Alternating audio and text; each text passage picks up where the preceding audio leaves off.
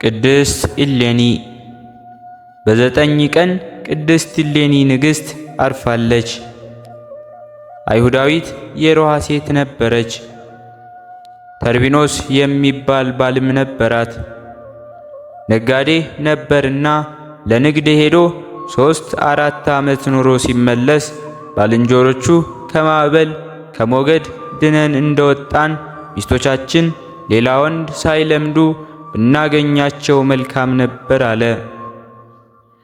በሃይማኖት የጸናች ከገቢረ ኃጢአት የራቀች መሆኗን ያውቃልና እኔስ እንኳን ከማዕበል ተርፍ ያለው ሚስቴን በዚህ አልጠረጥራትም አላቸው።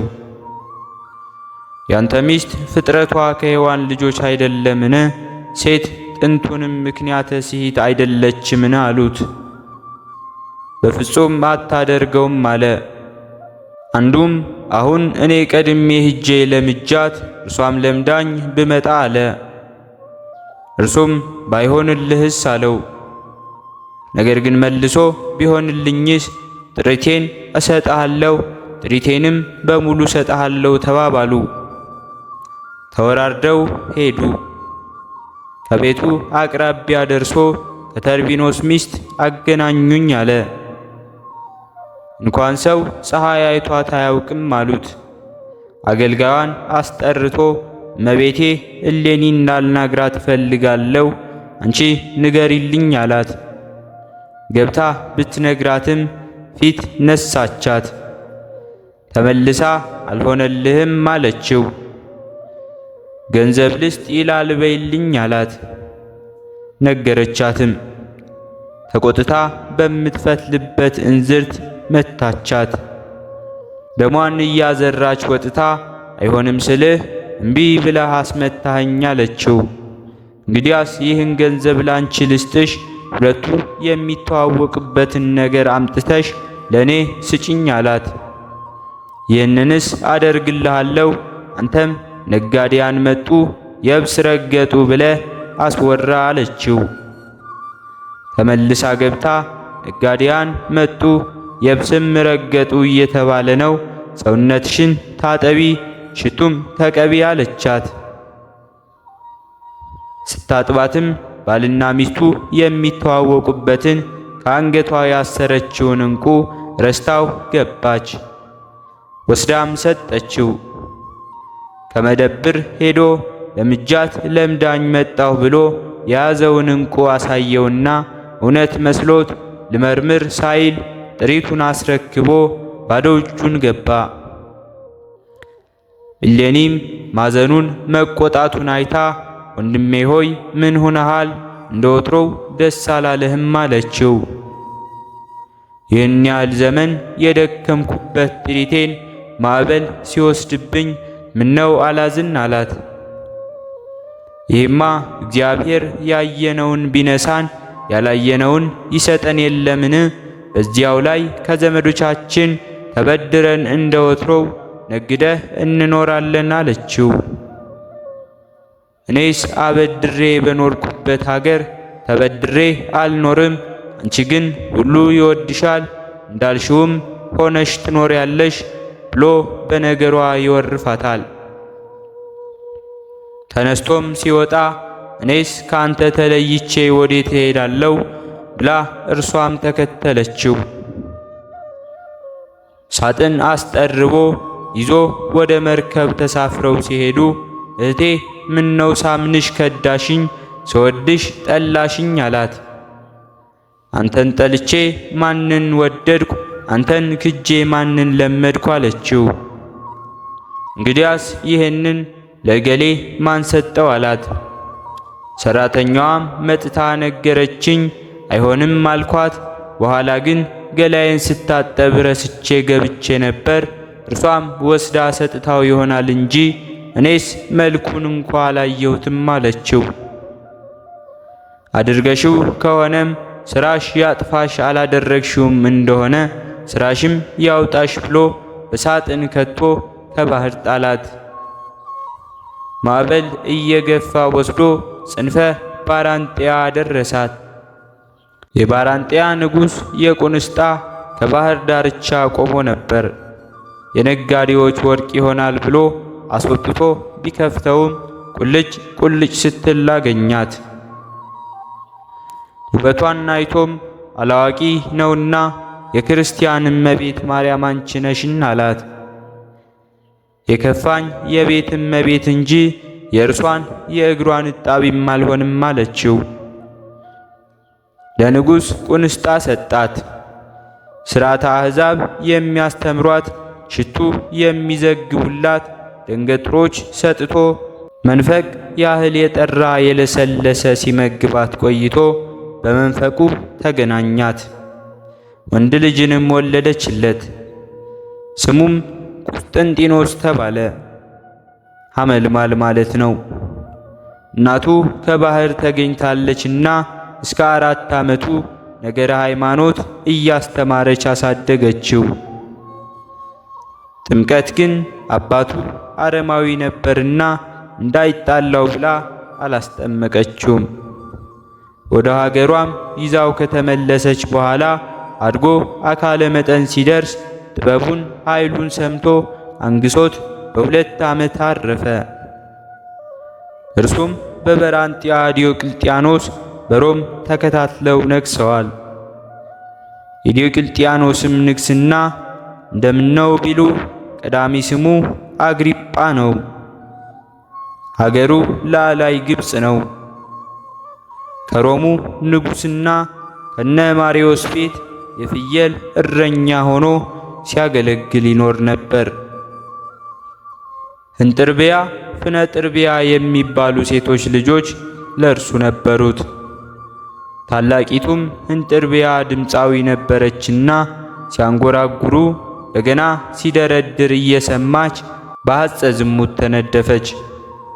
አባቷ ጠላት ተነስቶበት ዘምቶ በዚያው ሲሞት ስመ መንግሥቱን ዲዮቅልጥያኖስ ብላ አግብታ ነገሰችው። ከ8 ዓመት በኋላ ታናሺቱ ፍንጥሪያም ብትወደድ መክስሚያኖስም አግብታ በአንጾኪያ ነገሰችው። ዲዮቅልጥያኖስ በነገሰ በ20 ቆስጠንጢኖስ በነገሰ በ19 መክሲሚያኖስ በነገሰ በ8 ዓመት ዲዮቅልጥያኖስ በነገሰ በአባ ባጋጊዮስ ምክንያት የጣዖታት ቤት ይከፈቱ፣ ቤተ ክርስቲያን ይዘጋ ብሎ አወጀ። ነገረ አብያተ ክርስቲያናት ተቃጠሉ፣ መጻሕፍትም ተቀደዱ፣ ምእመናንም በግፍ ታረዱ፣ ተሰደዱም ጭምር። ኋላም ግን ዲዮቅልጥያኖስ ዓይኑን ታውሮ ተሰቃይቶ ሞቷል። መክስሚያኖስም እርሱ ድል ነስቶታል። እንደምንም ቢሉ ከሞት ከስደት የተረፉ ምእመናንን መጥተህ አድነን ብለው ላኩበት። ይህንንም ሲያወጣ ሲያወርድ ሌሊት በራእይ በዚህ ትምህርተ መስቀል ጠላትህን ታሸንፋለህ የሚል ጽሑፍ የተቀረጸበት መስቀለ ብርሃን አየ። ምን ይሆን እያለ ሲያንሰላስል የታዘዘ መልአክ መጥቶ እንዳየኸው ምስል አሰርተህ ያዝ ታሸንፈዋለህ አለው። ከዘውዱ ጀምሮ እስከ ተራ የጦር ዕቃ ድረስ መስቀል አስቀረጸ። ከዚህም በኋላ መክስሚያኖስ መጣብህ ብለውት ቢገጥመውም አሸንፎታል። መክስሚያኖስም ሲሸሽ የቴብር ወንዝ ድልድይ ተሰብሮበት ሰጥሞ በዚያ ቀርቷል። ከዚህም በኋላ ግን ሮምን አንጾኪያን ጠቅልሎ የሚገዛ እርሱ ሆኗል።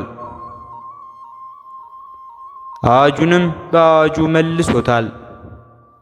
እሌኒ ቀድሞ ልጅ ሳለ ደገኛ ሃይማኖተኛ ይሆንላት ዘንድ ብፅዓት ገብታ ነበርና በዘመኑ ቀርነ ሃይማኖት ስለቆመ ደስ ብሏት ብፅዓቱን ለመፈጸም በ327 ዓመተ ምህረት ኢየሩሳሌም ወርዳ መስቀሉን ከተቀበረበት አስወጥታ አብያተ ክርስቲያናት አሰርታ በዓመቱ በ328 ዓመተ ምህረት በዚህች ዕለት ግንቦት 9 ቀን አርፋለች። ጸሎትና በረከቷ ከእኛ ጋር ትሁን ለዘላለሙ አሜን። በሁለተኛነት የምናከብረውም ነቢዩ ሳሙኤልን ነው። ሰኔ 9 ቀን ሳሙኤል ነቢይ አረፈ። ሳሙኤል ማለትም እግዚአብሔር ሰማኝ ማለት ነው። አንድም ካህን ተአማኒ ማለት ሲሆን ትውልዱ ከነገደ ኤፍሬም ነው። አባቱ ሕልቃና እናቱም ሐና ይባላሉ። የተወለደው የአረማቴም ክፍል በሆነች በመሴፋ ሲሆን የብፅዓትም ልጅ ነው። ጡት ሲተው እናቱ አፉ እህል ሳይለምድ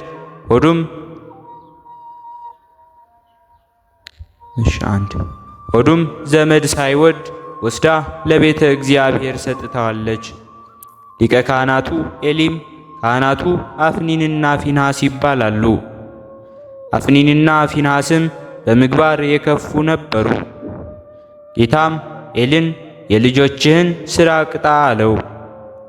እነርሱ ተመክረው የማይመለሱ ኤሊም ከእግዚአብሔር ይልቅ ለልጆቹ አድልቶ ከሹመታቸው ልሻራቸው ከማዕረጋቸውም ላውርዳቸው የማይል ቢሆን ጌታ አስቀድሞ ለሳሙኤል በራእይ አስታውቆ ቁጣውን በሞተ እስራኤል ጀምሮ በፄዋ ጽዮን በሞተ አፍኒንና ፊንሐስ ጀምሮ በሞተ ኤሊ ፈጽሞ ሳሙኤልን ሊቀ ካህናት አድርጎ ሾመው። ክህነት ከምስፍና እንዳድርጎ ይዞ 40 ዘመን አስተዳደራቸው። ከዚህም በኋላ አረጀ። ኢዩኤልና አብያ የሚባሉ 2 ልጆች ነበሩት። ካህናት አድርጎ ሾማቸው። እነርሱ ግን ድሃ የሚበድሉ ፍርድ የሚያጓድሉ ቢሆኑ እስራኤል አንተ እንዳታስተዳድረን አረጀህ፣ እንዲሁም ሸመገልክ፣ ልጆችህም አንተን አልተኩልህም። በዚያውም ላይ በኤብያስ ዘገለአድ ባሉ 2 ነገድ ተኩል ወንድሞቻችን ናዖስ አሞናዊ ቀኝ እንዲሁም ቀኝ ዓይናችሁን ገብሩልኝ ይላልና ቅን ፍርድ የሚፈርድልን ከጠላት የሚታደገን ንጉሥ አንግስልን አሉት። ጌታም ከሙሴ ጀምሮ እስካሁን ድረስ ካህናትን መሳፍንትን አላቸው።